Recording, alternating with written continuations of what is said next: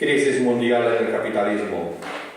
Se disuelve la Unión Europea, Alemania se parte en 6, Inglaterra y Francia entran en guerra, en el este estalla la revolución, crisis mundial en el capitalismo, se hundió el sistema económico, crack en la bolsa del Japón, 90 millones de nipones al paro, adiós Mr. Sanio, adiós Mr. Canio, crisis en los bolsillos, crisis en los corazones, crisis en las calles, crisis en las ciudades, crisis mundial, crisis real ahora.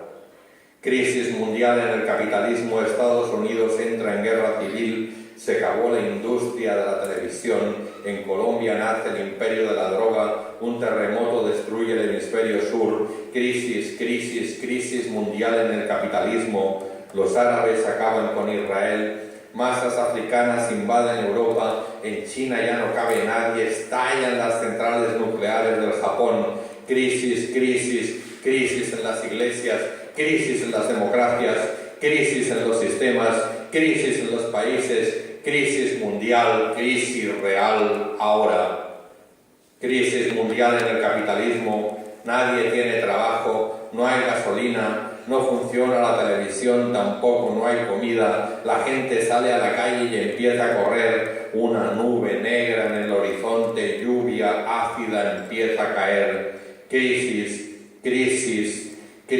mundial, crisis real, ahora, crisis.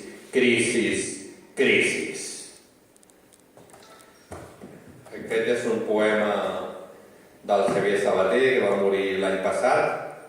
És un poema que va escriure l'any 1991. Hi ha la cosa aquesta visionària de que esclaten les centrals nuclears del Japó, com va passar després, i suposo que alguna d'aquestes coses pot arribar a passar. Xavier Sabater, com sabeu, és un dels poetes de la contracultura de Barcelona i que faig últimament amb un recital dedicat a la contracultura.